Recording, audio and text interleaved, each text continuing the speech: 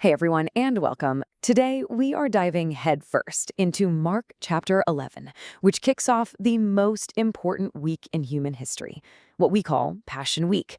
This is a huge turning point. It's Jesus' final public presentation to Israel as their Messiah, their king, and it all boils down to one powerful theme: authority. So let's start with that big question. What does true authority actually look like? Keep that in the back of your mind, because every single thing Jesus does in this chapter, from the way he enters the city to how he deals with the temple, is a profound statement on where real authority comes from. With that said, let's jump right in. All right, first up, a king's humble arrival. So picture this. It's the first day of the week, and Jesus is approaching Jerusalem. He knows exactly what he's doing. This is it, his official presentation to the nation. But the way he shows up? Well, it's definitely not what anyone would expect from a king. And what's so incredible is that this isn't random at all. Jesus is deliberately, step by step, fulfilling this ancient prophecy from Zechariah chapter 9, verse 9. He chooses a donkey's colt, an animal symbolizing peace, not a massive war horse like a conquering general would ride. He's making a powerful statement: I am your king, but my kingdom is one of peace and salvation, not military force. And the crowd? They go absolutely wild. They get it. They see the messianic significance. They start throwing their cloaks on the ground, which is basically their version of rolling out the royal red carpet. They're shouting, Hosanna, a powerful cry from the Psalms that means, save us, now. They are openly calling him the true heir to King David's throne. The air is just electric with hope.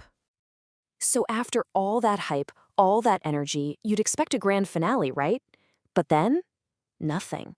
The day just kind of ends in this really quiet, almost anticlimactic way.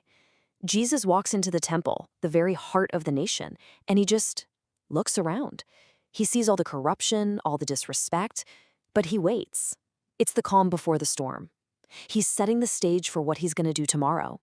So now we're on to Monday. And if Sunday was a day of observation, Monday is all about action.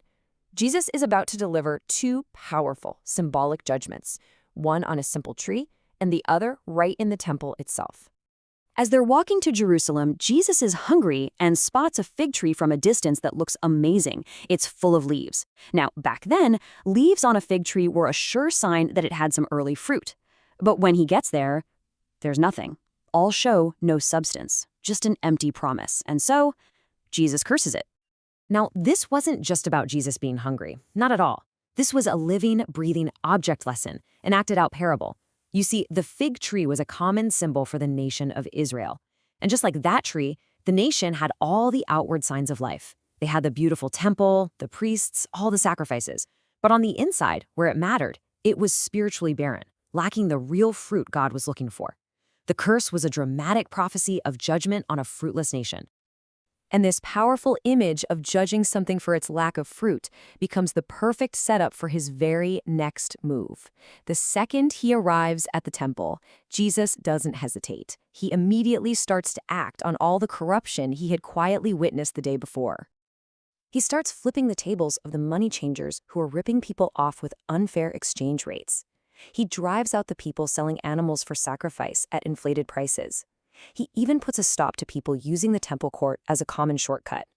He is physically reclaiming this sacred space, especially the court of the Gentiles, the one area meant for non-Jews to come and worship God. And how does he justify this stunning show of authority? He quotes their own scriptures back to them.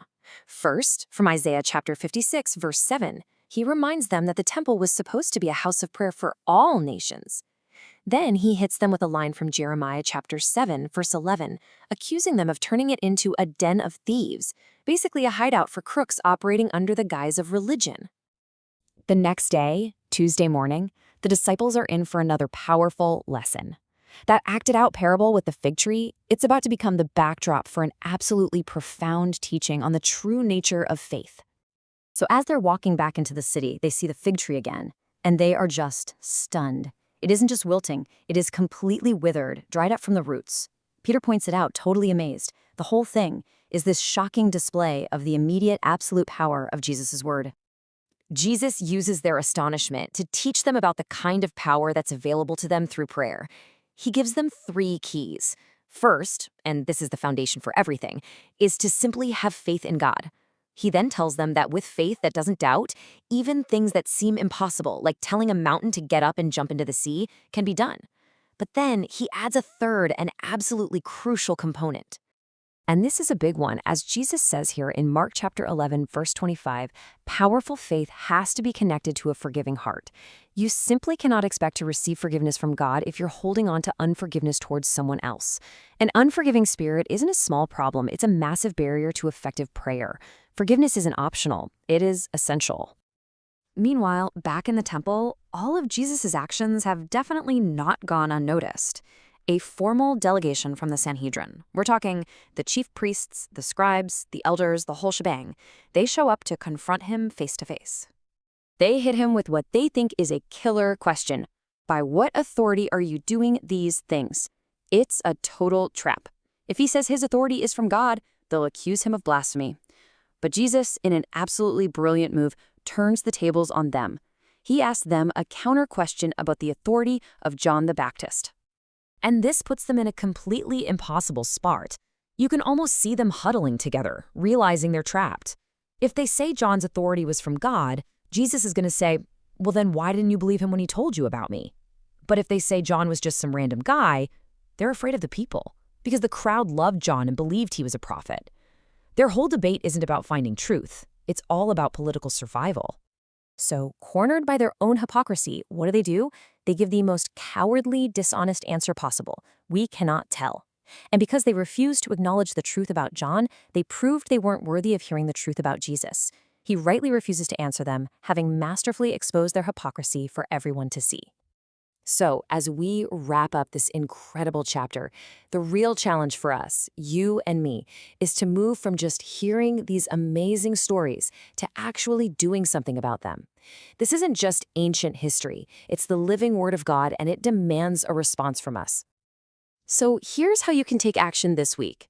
First, really think, how can you apply these lessons on mountain-moving faith and unconditional forgiveness in your own life? To help you remember all this, make sure to use the flashcards that go with this lesson. Then, you can test your knowledge with the chapter quiz. And finally, you can prepare for our next time together by getting a head start and reading Mark chapter 12. And that leaves us with one final very personal question that brings us right back to that barren fig tree. We need to look at our own lives and ask, is my life full of the leaves of just looking religious on the outside, or is it producing the genuine fruit of righteousness, faith, and forgiveness that God is actually looking for? What fruit is your faith producing today? This explainer on Mark chapter 11 was brought to you by the You Need Faith in Jesus team. Thank you so much for joining us.